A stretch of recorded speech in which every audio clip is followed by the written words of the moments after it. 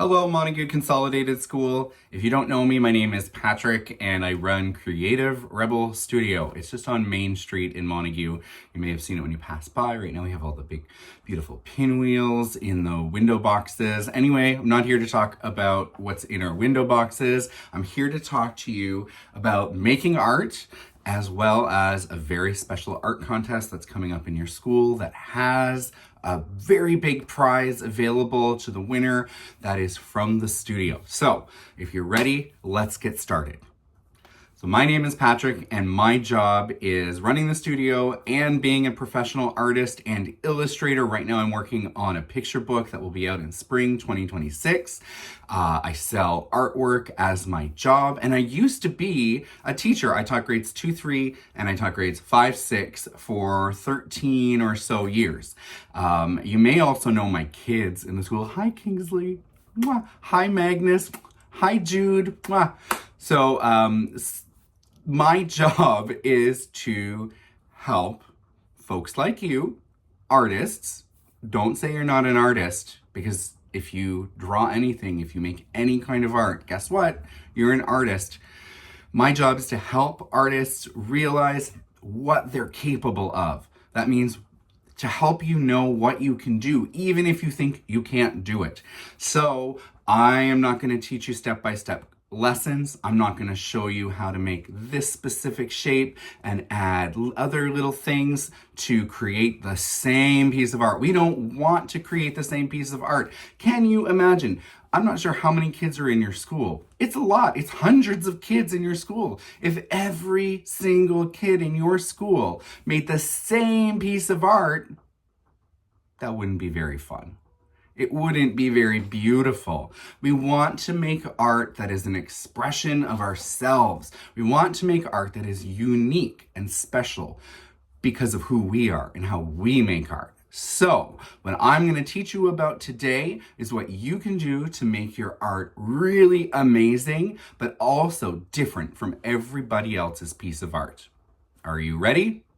Let's get started. The first thing I want you to know is that if you want to make a beautiful piece of art, then you can. If you haven't pulled it off before, that's okay. Art is a skill. So it's just like playing hockey, it's just like skateboarding, it's just like playing soccer. You can't do those things the first time you try. You learn and you get better every time with all the practice. So art is the exact same way.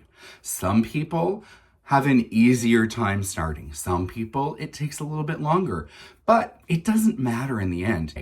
So if you're willing to practice, if you enjoy putting in that time, then you're going to end up with the most beautiful and incredible art. Does that sound good? Excellent. So for our art to work, we need to look for two things. We need to look for shapes. You know about shapes? And we need to look for shadows. Shapes and shadows are going to help you make any piece of art. If you love a certain movie or cartoon or book, if you're super into Minecraft, all you need to do is look at that picture and figure out what shapes are there. And then you can take those shapes, and in Minecraft it's all squares, you can take those shapes and arrange them in any way that you want, and everyone will know what it is because you found the shapes.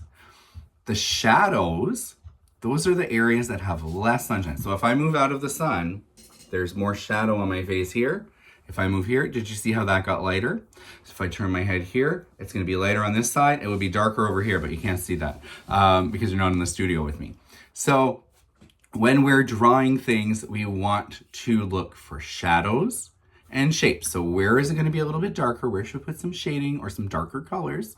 And what shapes are making this thing? I'm looking around my studio and I'm noticing that there's a doorway right here. A doorway.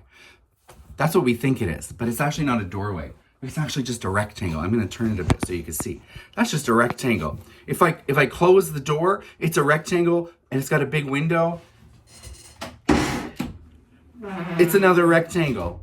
There's kind of a circle with a smaller circle on top. And do you notice here it's lighter, but over here it's darker?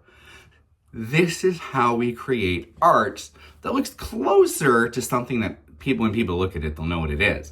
We could draw a house. I bet if I said to you, draw a house, you might draw a rectangle with a triangle on the top. But if you want to make that house really special, you could look at your house and you could say, what other parts of the roof are there? Where do the windows and doors go? Where is there a tree that's putting a shadow on part of the house? Are the pieces of the roof, are they made from shingles? Are they made from steel? Do you have a steel roof? Because those are going to look different. You'll have different shadows, different bits of light on them. You'll have different shapes as well.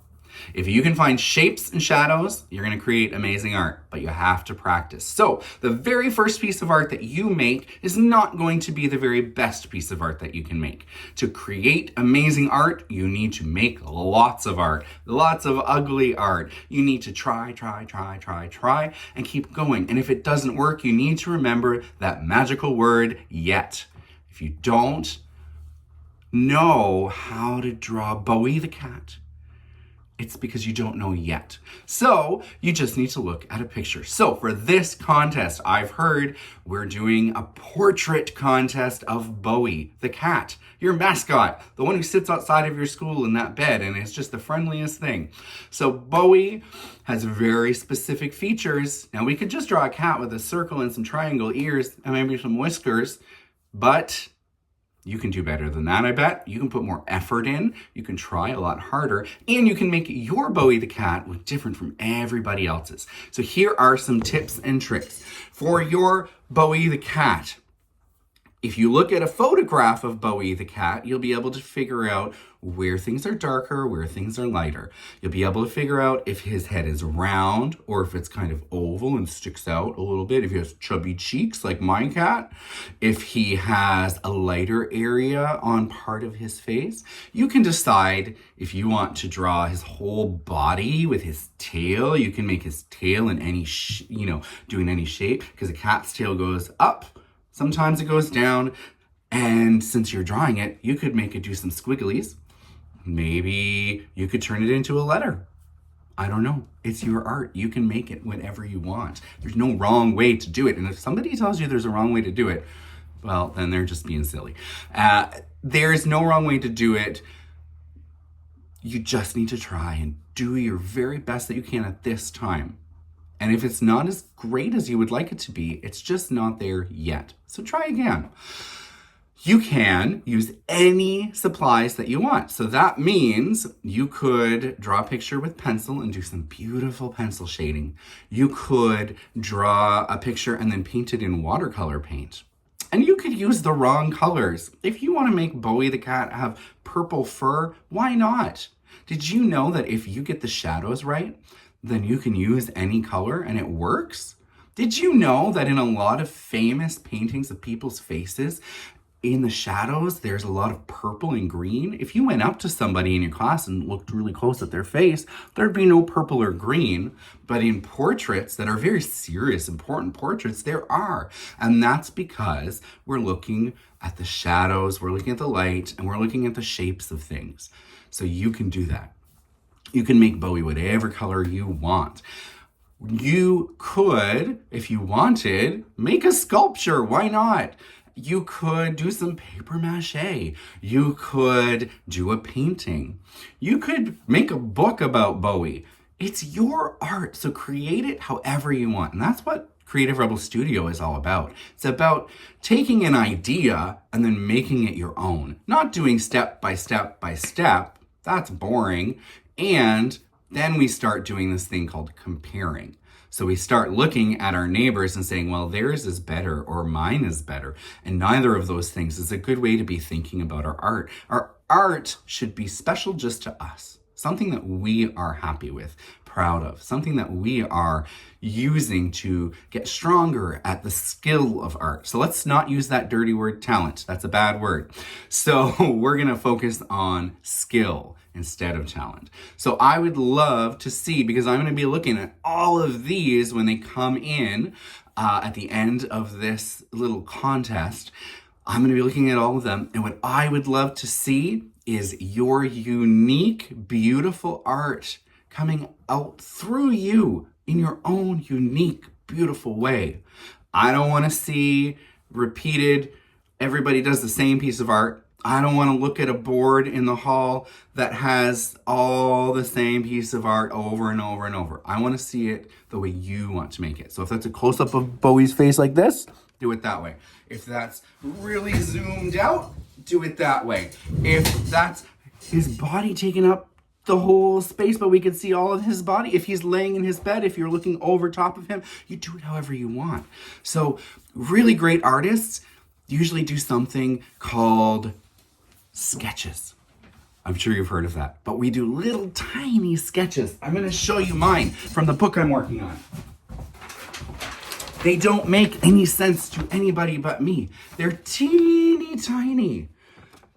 They're little scribbly things, and they help me as an artist to see where I want to put things. They help me see where I want the picture to flow, where I want the dark spots to be. They help me just get the shapes right. So you can do those. Those are called thumbnails. So they're teeny tiny. They're an inch by an inch or a centimeter by a centimeter, however small you want to get them. And then you can make them a little bigger and practice that way. And then until it's the full size that you want your piece to be, and you go add lots of detail. You add the color if you want color. You add the Sharpie if you want Sharpie. You can use any materials you want as long as your parents are okay with it, and have fun with it. We're creating this homage, this ode to Bowie. So I want you to enjoy yourself while you celebrate your Bowie, who keeps you safe, protects that front door of the school, and create your art the way that only you can. So what's the prize? You may have already heard, but the prize is the summer pass, a family summer pass to Creative Rebel Studio, which means this has a $225 plus tax value. So you're winning a prize that's worth over $200.